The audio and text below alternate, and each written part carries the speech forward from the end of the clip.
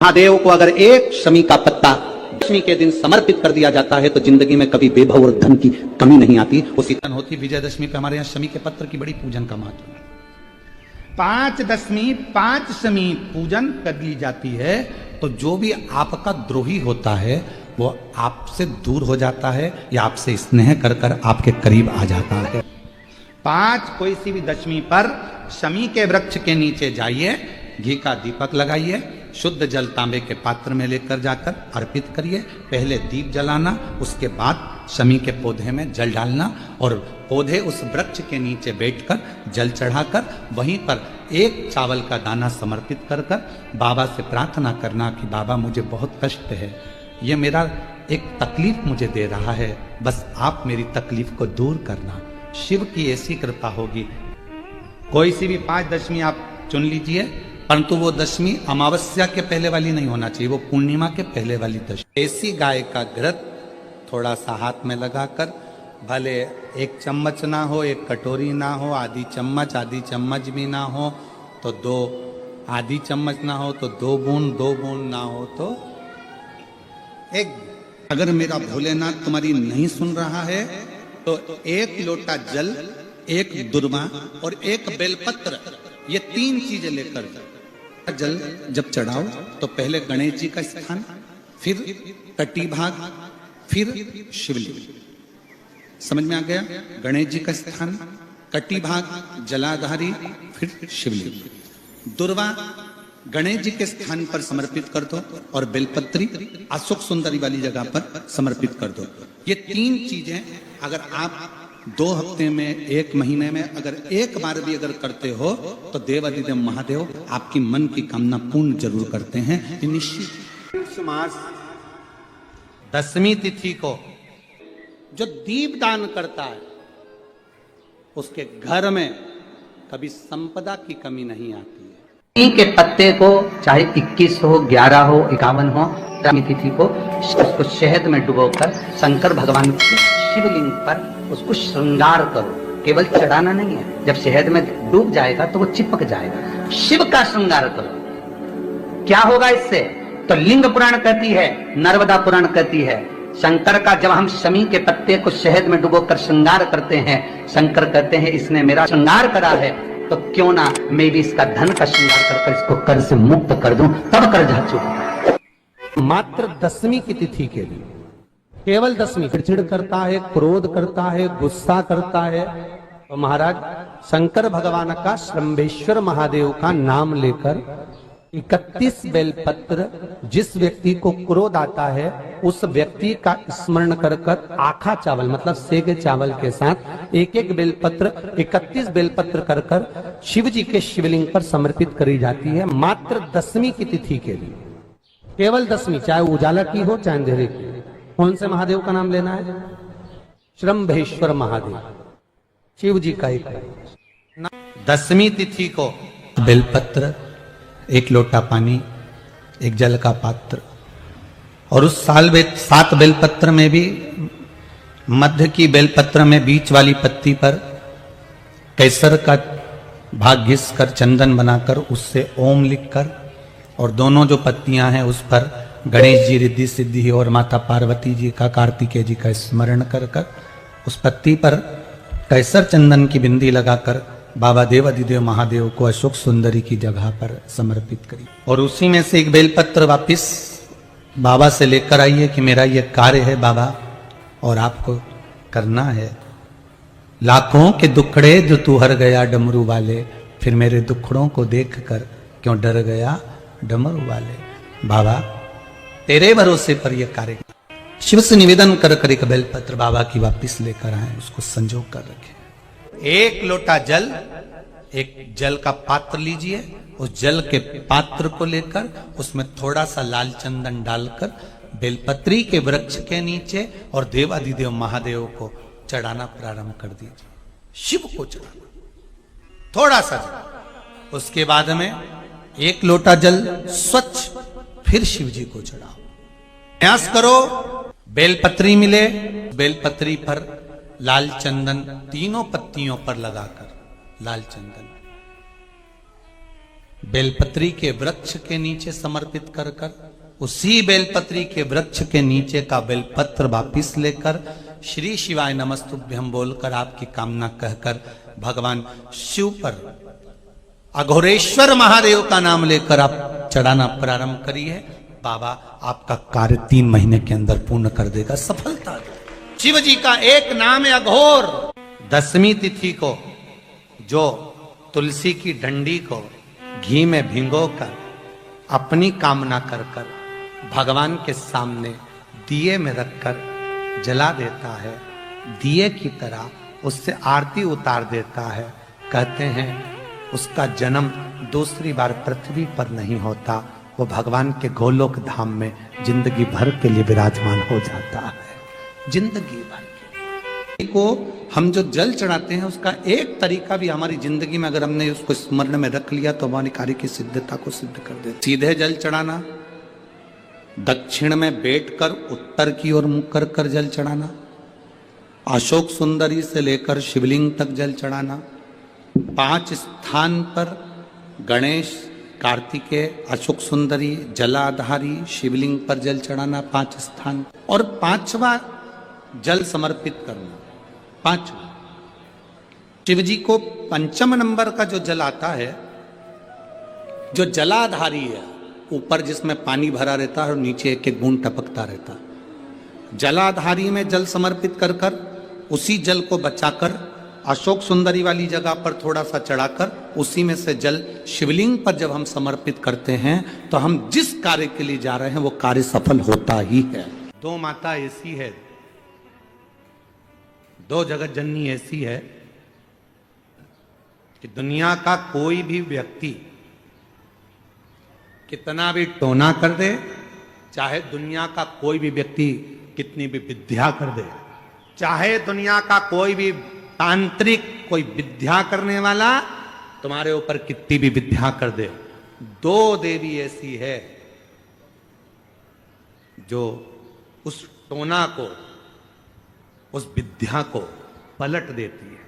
2 देवी ऐसी हैं जो कोई अपने ऊपर अगर विद्या कर रहा है और वो 2 देवी का स्मरण कर लिया जाए, उन 2 देवी का नाम लेकर मात्र शंकर के शिवलिंग के सामने जो अशोक सुंदरी वाली जगह होती है वहां पर अगर इन 2 देवियों का नाम लेकर अगर जल चढ़ा दिया जाए तो किसी ने अगर विद्या करी भी होती है तो पलट जाती है। कोई कितना भी बड़ा तुम्हारे लिए तंत्र मंत्र कर रहा हो वो तुरंत पलट जाता है, एक क्षण नहीं लगता और उनका नाम लेने से ही पलट जाता है। 2 देवी, एक प्रत्यग्रा माता, एक है प्रत्यग्री माता और दूसरी है दंतेश्वरी माता, जिसका काली पुराण में विशेष वर्णन लिखा। और दंतेश्वरी माता का स्मरण यहां तक अथर्व वेद में भी वर्णित किया गया प्रत्यग्री माता का। काली पुराण में तो है, देवी भागवत में भी है। ये जो 2 देवियां हैं, एक प्रत्यग्री माता और दूसरी जम के बोलो दंतेश्वरी माता। ये 2 माता ऐसी हैं, अगर भगवान शंकर का ये शिवलिंग है, ये जलाधारी है, माता पार्वती जी का हस्तकमल, और यहां सामने एक मोटी सी लाइन होती है अशोक सुंदरी का स्थान, इधर गणेश जी, इधर कार्तिकेय जी। जब हम दक्षिण में खड़े होकर, उत्तर में मुख कर कर यहां खड़े होकर जब हम शिवलिंग पर जल चढ़ाते हैं और अपने जल के पात्र को थोड़ा सा आगे बढ़ाकर हम इस स्थान पर, अशोक सुंदरी के स्थान पर, इस यहां खड़े होकर जल चढ़ाते समय इस स्थान पर अपने पानी के लोटे को आगे बढ़ाते हैं और जल को यहां गिराते हैं। प्रत्यग्री माता का नाम लेकर या मां दंतेश्वरी का नाम लेकर जब हम चढ़ाते हैं, आज दिन भर में अगर कोई ने भी हमारे ऊपर विद्या करी होती है वो 2 मिनट के अंदर वो कटकर गिर जाती है और कोई असर नहीं हो पाता। 2 मां, एक मां दंतेश्वरी, एक मां सुंदर लिखा है 10वीं तिथि को जो तुलसी की डंडी को घी में भिगोकर अपनी कामना कर कर भगवान के सामने दिए में रखकर जला देता है, दिए की तरह उससे आरती उतार देता है, कहते हैं उसका जन्म दूसरी बार पृथ्वी पर नहीं होता, वो भगवान के गोलोक धाम में जिंदगी भर के लिए विराजमान हो जाता है। जिंदगी भर। दीप की।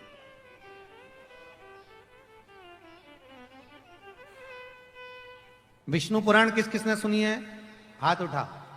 विष्णु पुराण का 5वां अंश 24 तरह के दिए होते हैं। कितने तरह के? 24 तरह के दीप होते हैं।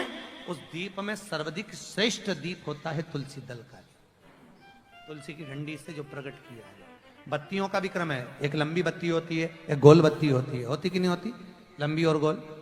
ये वाला स्पीकर बंद है, बार बार बंद हो रहा है, बार बार चालू हो रहा है, उसको देखिए जरा। बत्ती एक गोल होती है, एक लंबी होती है। गोल बत्ती और लंबी बत्ती में अंतर होता है, बहुत जमीन आसमान का अंतर है, बहुत ध्यान देना इसका। गोल बत्ती किस किस देवी देवता पे लगती है और लंबी बत्ती किस किस देवी देवता पे लगती है, तो स्कंद पुराण और विष्णु पुराण दोनों कहती है जो लंबी बत्ती होती है वो पितरों की जगह पर, पूर्वजों की जगह पर, पूर्वजों की जगह पर, बड़ के पेड़ के नीचे, पीपल के पेड़ के नीचे लंबी बत्ती का प्रमाण है। किसी देवी के स्थान पर, जो देवी की पूजन करते हैं, जगदम्बा की पूजन करते हो, पार्वती की करते हो, लक्ष्मी की करते हो, कुल देवी का स्मरण करते हो, लंबी बत्ती का प्रमाण। और जो गोल बत्ती होती है वो गोल बत्ती का प्रमाण किसी हनुमान मंदिर, राम मंदिर, शिव मंदिर, जितने देवताओं के मंदिर हैं वहां पर गोल बत्ती का प्रमाण। लंबी बत्ती देवी के स्थान पर इसलिए जलाई जाती है क्योंकि देवी वंश की और लक्ष्मी की वृद्धि करती है। तो लक्ष्मी और वंश बड़ा होना चाहिए, लंबा होना चाहिए। और देवता के सामने गोल बत्ती इसलिए लगाई जाती है कि हमारा मन, ये चित्त, ये वृत्ति आपके चरणों में टिकी रहे और एक दिन हम भी वैकुंठ का वास करें, इसलिए गोल बत्ती लगाई। एक सहस्त्र बत्ती होती है, करें दर्शन कभी? यहाँ पे माताएं बैठ बैठ के बनाती रहती है 100 बत्ती, 108 बत्ती, 108 बत्ती बनाकर भगवान के सामने। उसका क्या प्रमाण है? कौन से पुराण में लिखा है कि 108 और सहस्त्रावली बत्ती लगाई जाए? तो स्कंद पुराण में कार्तिक खंड के अंदर स्पष्ट किया गया, सहस्त्रावली बत्ती, 108 लंबी बत्तियों का जो प्रमाण है वो कहते हैं कि जिस व्यक्ति ने किसी तीर्थ को ना करा हो, पूरे तीर्थ नहीं गए हो, सारे तीर्थों का स्नान नहीं करा हो, किसी तीर्थ में दर्शन करने से वंचित रह गए हो, तो 108 बत्ती की एक बत्ती बनाकर किसी नारायण के मंदिर में, शिव मंदिर में, देवी के मंदिर नहीं, केवल देवता के मंदिर में अगर उसको घी में भिगोकर प्रज्वलित कर दिया जाता है तो सारे तीर्थों के दर्शन का फल उस जीव को प्राप्त हो जाता है। उसको सहस्त्रावली बत्ती, 108 सहस्त्र। जो शिव का स्मरण करेगा, जो लक्ष्मी का पूजन करेगा, उसके घर में नारायण लक्ष्मी दोनों प्रवेश करेंगे, उनका उद्धार करें। आपके जीवन में यदि आपको ऐसा लगता है कि हमारे बहुत तप करने पर, भजन करने पर, व्रत करने पर, साधना करने पर, उपास करने पर भी हमें कहीं ना कहीं तकलीफ का सामना करना पड़ रहा है, तो निवेदन है एक चावल का दाना शिव को चढ़ाने का, या एक पुष्प की पंखड़ी, और बन सके आपकी जिंदगी में अगर आप बना सकते हो और कर सकते हो, तो मालूम पड़े अगर एक चावल का दाना नहीं चढ़ा सकते, जल नहीं चढ़ा सकते, तो एक शमी का पत्र भी अगर आप शिव को समर्पित कर रहे हो तो शिव उसको स्वीकार करो। प्रयास करो। कोई एकांत में शिवलिंग हो, अपने घर से 2 लोटा जल भरकर ले गए। जब घर से लोटा भरकर जल लेकर जाओ तो घड़े पर घड़ा रखो, अर्थात जैसे एक घड़ा है उस घड़े पर दूसरा, मतलब एक लोटे पर दूसरा लोटा भरकर लेकर जाना। 5 दुर्वा, 5 बेलपत्र, 5 चावल के दाने, 5 कनेर के पुष्प, जो एकांत में शिवलिंग होता है वहां लेकर जाना चाहिए। पहले बाबा को जो तुमने 2 कलश जल लिया है, उस 2 कलश को, 2 लोटे को एक के ऊपर एक रखकर, अपना हाथ रखकर बाबा को अपने मन की कामना कर कर कि बाबा मेरे ये गर्भाशय में, मेरी बच्चादानी में या मेरे शरीर में गांठ पड़ गई है, बाबा इसको समाप्त कर दो। विनय कर कर, निवेदन कर कर कुंदकेश्वर महादेव का नाम लेकर एकांतेश्वर महादेव पर दोनों जल की धार एक साथ चढ़ा और बाद में जो दुर्वा लेकर गए हो 5 वो शिव जी को समर्पित करें, बेलपत्र भगवान शंकर को समर्पित करें, कनेर के पुष्प शिव जी को समर्पित करें। मन की कामना कर कर कनेर के पुष्प को शिवलिंग के से उठाकर मां जगतजननी जगदम्बा अंबा का जो स्थान है, ये शिवलिंग शंकर जी का स्थान, ये जो गोल जलाधारी होती है ये मां पार्वती जी का स्थान है। जो कनेर का पुष्प शिव जी के ऊपर चढ़ाया है उसको उठाकर 5 पुष्प को जगतजननी जगदम्बा के चारों तरफ रख दीजिए। दुर्वा को उतारकर अशोक सुंदरी वाली जगह पर रख दीजिए और बेलपत्र को अपनी हथेली में रखकर शिव जी से प्रार्थना करो कि मेरे गर्भाशय में या मेरे शरीर में यहाँ गांठ है, बाबा इसे गला लो। विनती कर कर दुर्वा को उठा लो, चावल के दाने वहीं चढ़ा के रख दो शिवलिंग के ऊपर और दुर्वा बेलपत्र लेकर घर आ जाओ। 5 दिन तक सुबह एक दुर्वा, शाम के समय बेलपत्र प्रदोष काल में चबा चबा कर खाना प्रारंभ करो। 5 दिन के बाद 15 दिन इंतजार कर कर वापिस जांच कराओ, धीरे धीरे गठान गलना प्रारंभ हो जाए। गांठ गलेगी, डॉक्टर का इलाज साथ में चलने दो, जांचें चलने दो, जो इलाज चल रहा है उसको चलने दो। पर अगर कहीं किसी नारी को गर्भाशय में, बच्चादानी में अगर कोई खराबी हो जाती है या गर्भाशय में हो जाती है या कहीं गांठ पड़ जाती है तो वो शिव की आराधना करे। आपके जीवन में ऐसा लगने लगे कि हाँ बहुत कष्ट है, कर्जा भी बढ़ गया, तकलीफें भी बढ़ गई, बहुत दुख भी बढ़ रहा है, कहीं परिवार सही नहीं चल रहा है, तो प्रयास करते रहा करो। हफ्ते में एक बार 1 चावल का दाना जल के पात्र में डाल लिया, 1 काली मिर्च जल के पात्र में डाल ली और उस जल को ले गए, थोड़ा सा चंदन का छींटा डाल दिया, ले जाकर शिव जी को समर्पित कर दिया। शंकर को जल चढ़ाने के लिए 5 स्थान हैं जहां शिव को जल चढ़ाया जाता है और शंकर उस जल को स्वीकार करते हैं, जिसको पंचगंगा कहा गया। 5 स्थान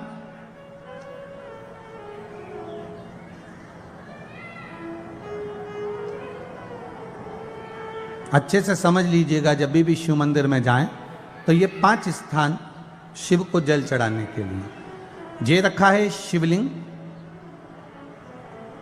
गोल जलाधारी, ये चरण जहां से पानी नीचे की ओर जाता है। शंकर भगवान के 13 बच्चे हैं, 13 की 13 बच्चे, शिव जी का संपूर्ण परिवार, 33 कोटि देवता, 64 योगनियां, सब शिवलिंग के आसपास में। आप शंकर जी के मंदिर में जाकर ये कभी ना विचार करना कि पार्वती जी को ढूंढना पड़ेगा या गणेश जी को ढूंढना पड़ेगा या कार्तिकेय जी को ढूंढना पड़ेगा या भैरव को ढूंढना पड़ेगा। हमें शंकर के मंदिर में जाकर किसी देवता को ढूंढने की जरूरत नहीं है। जहां शंकर भगवान का शिवलिंग रखा हुआ है वो माता जी का हस्तकमल है, माता पार्वती जी का स्थान है। जहां शिवलिंग रखा है वो शंकर भगवान है।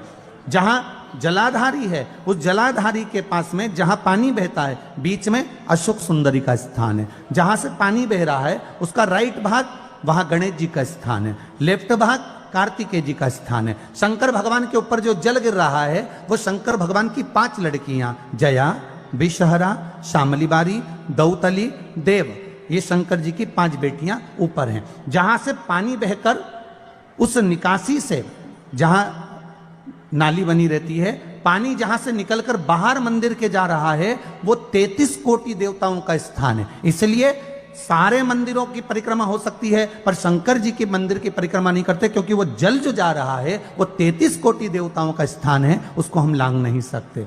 वो स्थान जल चढ़ाते समय आप इसका स्मरण रखें। पानी का जब पात्र लेकर जाते हैं मंदिर के अंदर, सबसे पहले शिव जी का जो जलाधारी है उसमें राइट भाग पर अपनी मनोकामना कर कर जल चढ़ाएं, फिर लेफ्ट भाग में चढ़ाएं रोग मुक्ति के लिए, अशोक सुंदरी की जगह पर चढ़ाएं, ये 3रा स्थान। 4था स्थान माता पार्वती जी का जो कटी भाग है जहां पर शिवलिंग रखा हुआ है उस भाग पर जल चढ़ाएं, 4था भाग। 5वां भाग शंकर जी के ऊपर चढ़ाएं। ये 5 जगह पर जल क्रमवाइज चढ़ाएं। आप लोग जाते हो डायरेक्ट जाकर शंकर जी पे जल उंडेल करा जाते हो, सीधे गए और शिव जी पे जाकर आपने जल चढ़ा दिया। हमारे यहां शास्त्र कहता है जैसे अपन देवताओं की पूजन करते हैं तो पंडित जी सबसे पहले पूजन किसकी कराते हैं? जम के बोलो जरा, गणेश जी की। गणेश जी के बाद पूजन कराते कराते कराते कराते कराते कराते आगे के सारे देवता कराते कराते कराते कराते फिर जन पर पहुंचते हैं। आप डायरेक्ट मूल पूजन कराते कराते कराते कराते कराते कराते आगे के सारे देवता कराते कराते कराते कराते फिर मूल पूजन पर पहुंचते हैं। आप डायरेक्ट मूल पूजन पे पहुंच जाते हो।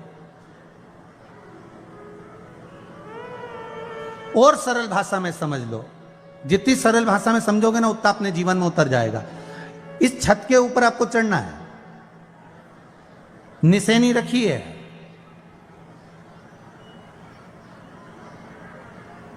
पाए लगे हुए हैं, आप कैसे चढ़ोगे? एक एक पाए पर पांव रखकर चढ़ोगे कि डायरेक्ट पहला पे रखोगे आखिरी पर? जम के बोलिए जरा, एक एक पाए पर पांव रखोगे ना कि धीरे धीरे हमको चढ़ना है। उसी तरह शिव मंदिर में पहुंचने के बाद पहला गणेश स्थान, कार्तिकेय स्थान, अशोक सुंदरी का स्थान। अशोक सुंदरी के स्थान पर जल क्यों चढ़ाया जाता है? क्योंकि भगवान शंकर की सबसे छोटी लड़की जो है वो अशोक सुंदरी है। और ये जो छोटी लड़की है अशोक सुंदरी, ये नारी को अखंड सौभाग्यता का वर प्रदान करती है। कौन सी नारी को? किस नारी को अखंड सौभाग्यता देती है?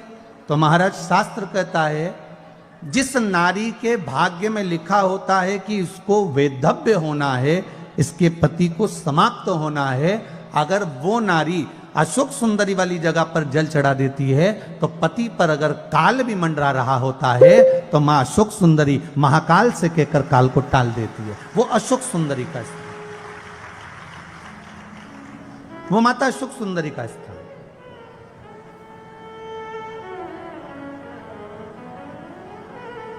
जल चढ़ाने का एक नियम है। यहां जल चढ़ाया, फिर कार्तिकेय बाबा को चढ़ाया, फिर अशोक सुंदरी को चढ़ाया, फिर कटी भाग पर। ये कटी भाग बड़ा विशेष भाग है महाराज, बहुत बहुत ध्यान दीजिएगा।